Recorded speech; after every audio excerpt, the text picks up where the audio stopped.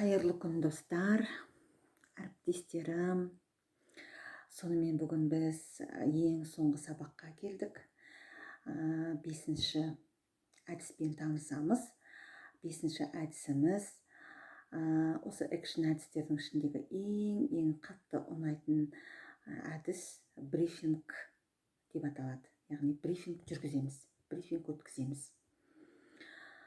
Бұл әдіс оқушылардың жауапкершілігін арттырады, өзіне деген сенімділігін одан ары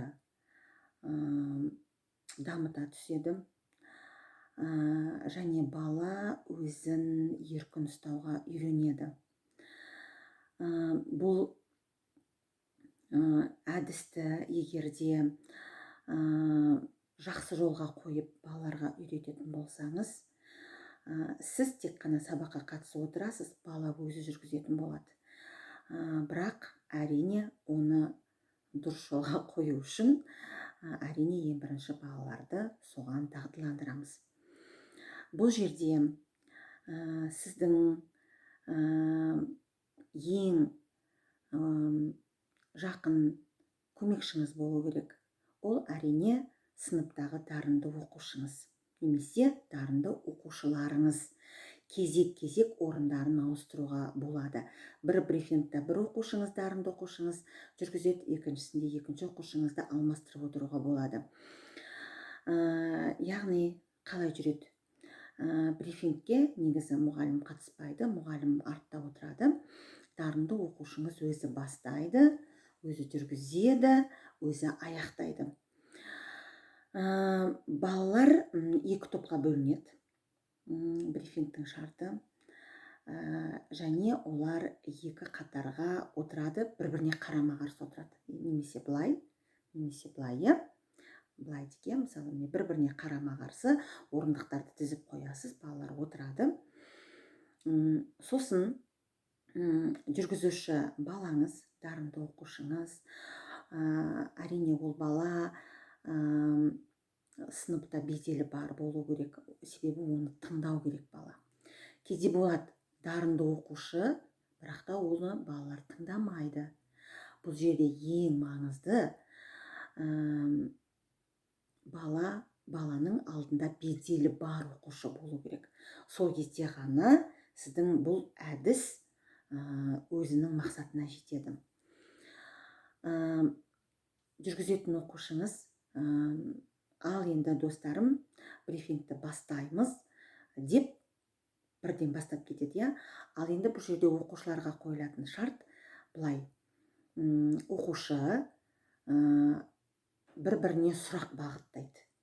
Сол сұрақты бағыттаған кезде міндетті түрде айтады. Мысалы, мен сөйлейтін болсам, мен қарама-қарсымда отырған оқушыға бағыттаймын сұрағымды, немесе әйтеуір алдыңғы қарама-қарсы қатардағы кез келген оқушыға. Мысалы, мен айтам, мен сұрағымды Камшатқа бағыттаймын деймін де сұрағымды оқимын.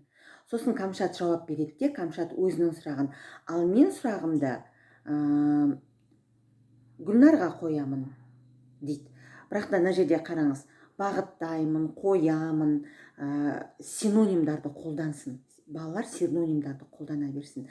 Мейлінше қыстырма сөздерді қолданып, еркін сөйлеуге балаларды дағдыландырыңыз.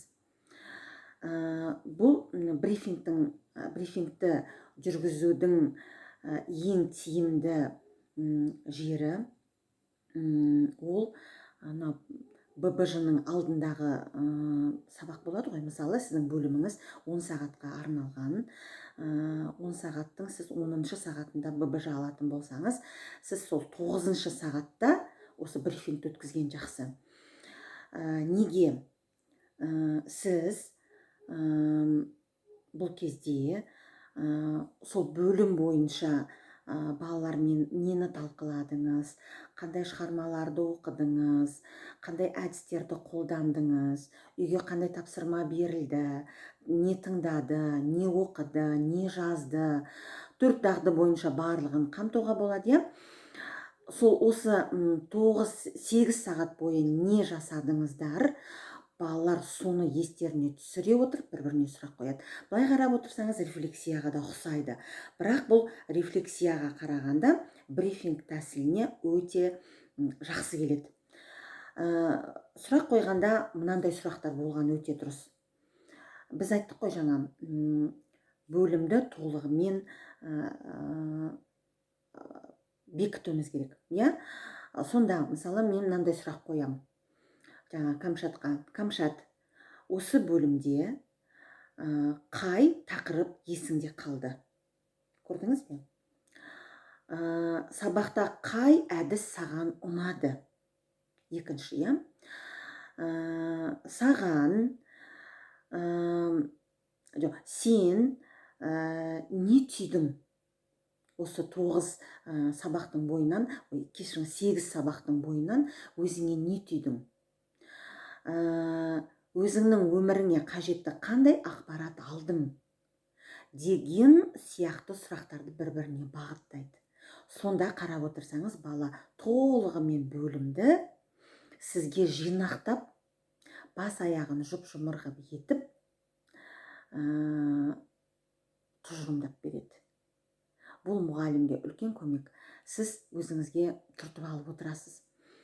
Оқушыларыма қандай әдіс өте пайдалы болды? Қандай тақырыпты ұтымды қолдандым? Қай шығармадан үзіндіні дұрыс таңдадым? Қандай жазба тапсырмаларын дұрыс бердім, немесе қайсынан қате жібердім, қайсынан мүдіріп кеттім, немесе қайсысын жетілдіруім керек? Балалар бір-бірімен сұрақ жауап жасап отырған кезде, сіз мына жақта өзіңіз диагностика жасап отырасыз, сіз өзіңізге баға беріп отырасыз, сабағыңызға баға беріп отырасыз. Ненің артық, өзіңіздің сабағыңыздың артық тұстарын, кемшін тұстарын, әлі де жетілдіру керек тұстарын жинақтап отырасыз. Көрдіңіз ба? Маған ұнайтыны сондықтан. Енді қараңыз, бұл жерде біз кез келген сабақтың соңында мұғалім өзіне рефлексия жасау керек, ол енді міндетті түрде. Ал бұл брифингтің сізге беретін ұтымдылығы, бөлімді толық балалардың арқасында қамтып бекітіп аласыз. Материалдарыңызды ой елегінен өткізіп аласыз. Дұрыс алдыңыз ба, дұрыс алмадыңыз ба? Міне осындай брифинг әдісін экшн әдістердің қатарына жатқызамын. Себебі мұғалімнің қатысуынсыз оқушының өзінің бір-бірімен әрекеттесе отырып жасаған әдістері бұл қазір трендке еніп келе жатыр. Мұғалімнің сабақ жүргізу процесіндегі ең ерекше ұтымды жері осы болады. Сонымен құрметті әріптестер, 5-ші әдіс сіздерге мол табыс әкелетін, өзіңіздің көңіліңізден шығатын, жүрегіңіздің түбінен бір орын алатын әдіс болады деп ойлаймын. Осы 5 әдісті де өте тиімді қолдануға тырысыңыздар. Соның жемісін көруге өзіңіз қадам жасаңыз. Байқадыңыз ба? Бастапқы уақытта біз міндетті түрде өзіңіздің уақытыңызды, еңбегіңізді салуыңыз керексіз. Себебі бұл жерде теория, теорияны әбден балаға жақсылап ұғындырып тастасаңыз, жемісін береді бала. Жемісін береді, жемісін көресіз. Сіз емін-еркін отырған кезде балаңыз өзінен өзі сабағын өткізіп, сабағыңыздың қызықты өтуіне мүмкіндікті туғыза береді. Естеріңізде болса, мен бірінші сабақта айтқан болатынмын. Жаңартылған білім бағдарламасы бойынша көптеген қате пікірлер, қате ұғымдар сабаққа, мұғалімге енді ата анаға енді бұл қате пікір, иә, яғни кітапқа қарап немесе сабаққа келді, бала өз білім алу керек деген. Енді міне мен 5-ші сабақта соның жауабын сіздерге беріп тұрмын. Ендеше қараңыз, сіз уақытыңызды салып теорияны әбден үйретсеңіз, сол кезде ғана бала өзі сол білімді сіздің нұсқауыңыз арқылы өзі алады, өзі өнім шығарады, сізге соның пайдасын береді. Сөйтіп жемісін жеп отырасыз, Алла қаласа. Сонымен үй жұмысы 5-ші үйге берілетін тапсырма. Тағы да өзіңіздің таңдауыңыз бойынша бір сыныпты алыңыз, таңдауыңыз бойынша бір бөлімді алыңыз да, брифинг әдісіне қандай сұрақтарды енгізе аласыз. Балаларды үйретесіз ғой теорияға, сол кезде қандай сұрақтарды аласыз. Мысалы, мен сізге 7-8 ғана сұрақты айттым. Енді сіз ары қарай өзіңіз алып кетіңіз.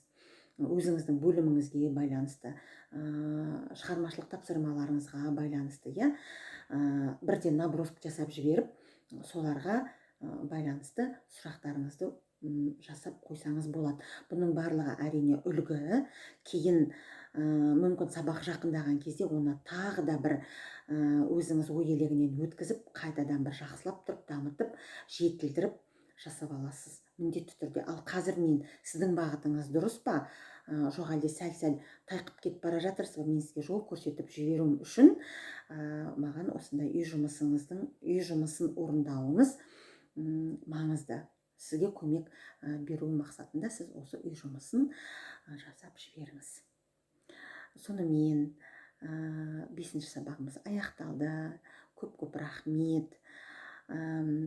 Егер де сабақтарым қызықты болса, осы экшн әдістер қызықты болса, менің жеке WhatsApp-қа жазып, ойыңызды білдірсеңіз, мен өте